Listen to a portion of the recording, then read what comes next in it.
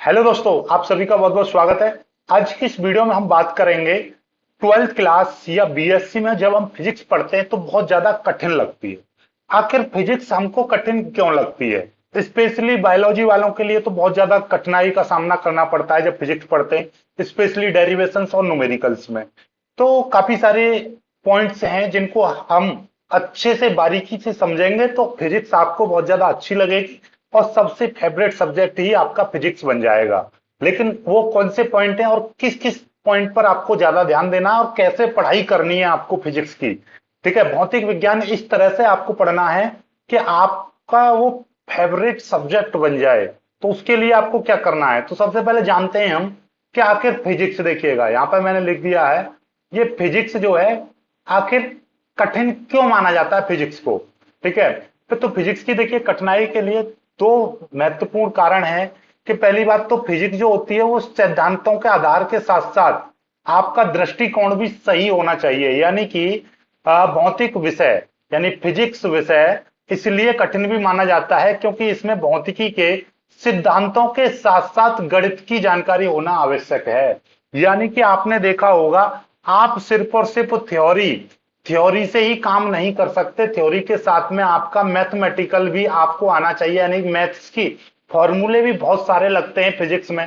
Math का अवकलन भी लगता है, मैथ का समाकलन भी लगता है, मैथ का बहुत सारे फॉर्मूले लगते हैं जैसे कि ए प्लस बी का होल स्क्वायर, इस तरह के बहुत सारे फॉर्मूले लगते हैं। तो सैद्धांतिक के साथ साथ आपको क्या है, इसमें बहुत सारे मैथ के फॉर्मूले भी लगते हैं तो उनका भी ज्ञान होना चाहिए। दूसरी चीज, इसके लिए सही दृष्टिकोण भी होना बहुत ज्यादा जरूरी है क्योंकि फिजिक्स को सीखने के लिए आपका डेरिवेशन जब करते हैं तो हमको विजुअलाइज करना बहुत ज्यादा जरूरी होता है। कि माना कि हमारे पास एक वैद्युत द्विध्रुव है, ऐसे रखा है, तो आप मानोगे, कल्पना करोगे, यानी कि अपने दिमाग को एक मेमोराइज बनाओगे, एक विजुलाइज कराओगे दिमाग को कि हाँ एक ये यहाँ पर एक रखा हुआ है कोई वैद्युत द्विध्रुव, वो इस तरह से रखा होगा, उसका एंगल इस तरीके से बना रखा है, या उससे अक्षीय स्थिति में कोई बिंदु है तो वो वहां पर होगा। इस तरीके से हमको अपने दिमाग में क्या करना है, विजुलाइज करना होता है। तो इसलिए काफी कठिन लगता है। अब बात करते हैं फिजिक्स की तैयारी कैसे करें जिससे कि हमको अच्छे अंक मिल पाए। जैसे कि हम ट्वेल्थ के में हैं तो हमको अच्छे अंक चाहिए, यानी कि हम टॉप करना चाहते हैं फिजिक्स में, या फिजिक्स को तैयारी के लिए हमको ऐसे कौन कौन से पॉइंट पर ध्यान देना है, यानी फिजिक्स की तैयारी कैसे करें, सिंपल सी बात। तो मैं आपको 10 पॉइंट में आपको बताऊंगा, उन चीजों पर आपको विशेष तौर पर ध्यान देना है। सबसे पहला पॉइंट है कि आपको फिजिक्स के सिलेबस की संपूर्ण जानकारी होनी चाहिए। अब कुछ लोग क्या करते हैं, जैसे कि अब आप 2024 और 25 में एग्जाम दोगे। अब एग्जाम आप 2025-24 में, 24-25 में देने वाले हो और सिलेबस आप पढ़ रहे हो 19-20 का, तो बहुत ज्यादा गड़बड़ हो जाएगी क्योंकि नए सिलेबस के अकॉर्डिंग आपको पढ़ना है और नए सिलेबस की आपको जानकारी होना बहुत ज्यादा जरूरी है, पहला पॉइंट। फिर क्या है, दूसरा, जब भी आप पढ़ोगे तो सबसे पहले मूल यानी बेसिक कॉन्सेप्ट आपको आने चाहिए, मूल अवधारणाएं को समझो। यानी कि आप जब भी कभी चैप्टर पढ़ो तो उसके बारे में, ये चैप्टर है किस चीज के बारे में। जैसे कि पहला ही चैप्टर है वैद्युत आवेश एवं क्षेत्र, तो वैद्युत आवेश होता क्या है, वैद्युत क्षेत्र क्या होता है, इनके बारे में पहले मूल बेसिक जानकारी आपको पता होनी चाहिए। यानी कि बेसिक को कभी भी आपको नजरअंदाज नहीं करना है। चैप्टर का इंट्रोडक्शन जरूर पढ़ना है, चैप्टर के बेसिक चीजों के बारे में जानकारी जरूर रखनी है। सीधे परिभाषाएं नहीं पढ़नी है, पहले बेसिक पढ़ो फिर उसके बाद में परिभाषाओं को समझो। किसी भी चैप्टर को पढ़ने के लिए उसमें गणित के सूत्र बहुत लगते हैं, डेरिवेशन जब करते हैं तो गणित के सूत्रों की जानकारी भी आपको होनी चाहिए। ज्यादा नहीं तो बेसिक बेसिक गणित के सूत्रों की जानकारी होनी चाहिए आपको। ठीक है, थोड़ा सा बायोलॉजी वालों के लिए दिक्कत करती है। ठीक है, बायोलॉजी वाले देखिए स्पेशली कुछ अवकलन के कुछ समाकलन के, और आपके जितने भी सूत्र हैं जैसे कि ए प्लस बी या ए माइनस बी का होल स्क्वायर, इस तरीके से ए स्क्वायर माइनस बी स्क्वायर, कुछ बेसिक फॉर्मूले भी आपको पता होने चाहिए। ठीक है, चलिए आगे क्या है, जब भी कभी भी डायग्राम, कोई भी थ्योरी आपको समझनी है, कोई भी थ्योरी आपको समझनी है तो थ्योरी को आप डायग्राम के माध्यम से विजुलाइज करके समझना है।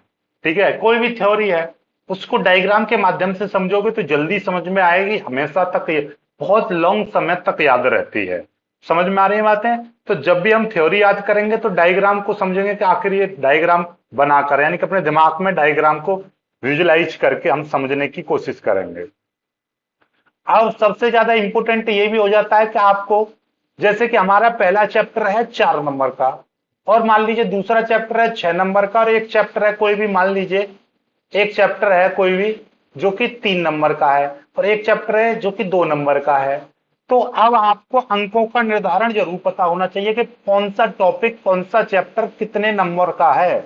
अब मान लीजिए कोई चैप्टर आपका 2 नंबर का है और कोई चैप्टर है 6 नंबर का। अब 6 नंबर के को भी आप 10 दिन में पढ़ रहे हो और 2 नंबर के भी 10 दिन में पढ़ रहे हो, तो फिर आप क्या कर रहे हो, अपना स्कोर गिरा रहे हो। मतलब यह है कि ज्यादा जो जो चैप्टर या जो टॉपिक ज्यादा वेटेज का है उसको ज्यादा समय दो, जो कम वेटेज का है उसको कम समय दो। बात समझ रहे हो? यानी कि अंकों का निर्धारण आपको पता होना चाहिए कि कौन सा टॉपिक से कितने नंबर का क्वेश्चन आएगा, कौन से चैप्टर से कितने नंबर का क्वेश्चन आएगा, कौन से चैप्टर से लॉन्ग क्वेश्चन आएगा, कौन से चैप्टर से शॉर्ट क्वेश्चन आएगा, कौन से चैप्टर से ज्यादा न्यूमेरिकल्स आने की संभावना रहती है। इस तरीके से मैंने एक वीडियो बनाया है, वो मैं आपको लिंक दे दूंगा, या फिर मैं दोबारा से बना दूंगा किस किस चैप्टर से कौन कौन न्यूमेरिकल किस किस चैप्टर से आएगा।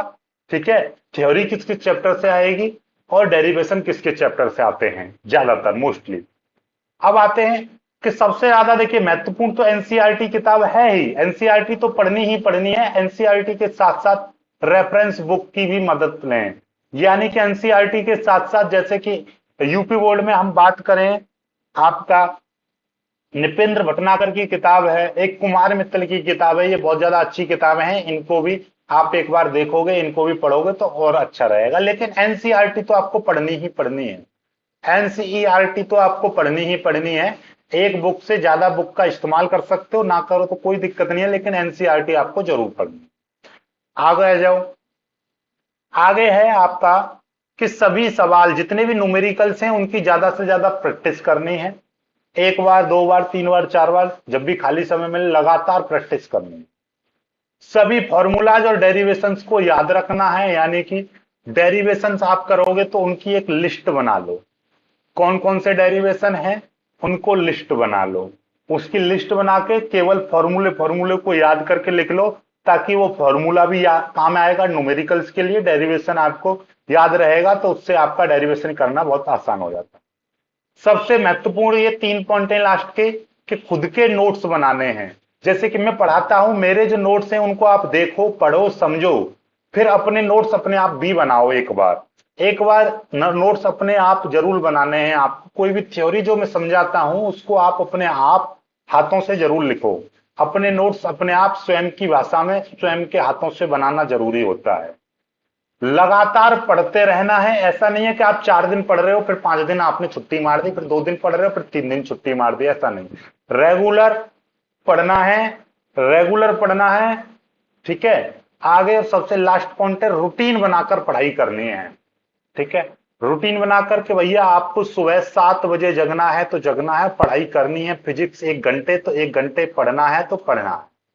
आंधी आए, तूफान आए, कुछ भी आए, आपको एक रूटीन बना लेना है कि मुझे इस टाइम टेबल पर पढ़ना है, इस रूटीन से पढ़ना है, इतना घंटे पढ़ना है। ये आपको अपने आप अपने सहूलियत के अनुसार बनाना है। आपको समय रात में मिल रहा है तो रात में पढ़ने का रूटीन बनाओ, दिन में मिल रहा है तो दिन में पढ़ने का रूटीन बनाओ, पर रूटीन जरूर बनाओ। रेगुलर बेस पर स्टडी करो, अपने हाथों से नोट्स बनाओ, ये बहुत ज्यादा जरूरी होते हैं। यदि ये काम करोगे, मैं कह रहा हूं आप 7 दिन का, 7 डेज का चैलेंज लो, 7 दिन इन पॉइंटों को ध्यान में रखते हुए पढ़ाई करो। फिर मैं कह रहा हूं आप फिजिक्स को अपना प्यार मानने लगोगे, एकदम आपको प्यार हो जाएगा फिजिक्स से। वीडियो अच्छा लगा तो लाइक करना है, और आपको भैया शेयर भी करना है। और हाँ, अब हम आ चुके हैं, रेगुलर आपको वीडियो मिलेगी, टेंशन नहीं लेने का है। ठीक है, वीडियो को लाइक करके शेयर कीजिएगा। जय हिंद।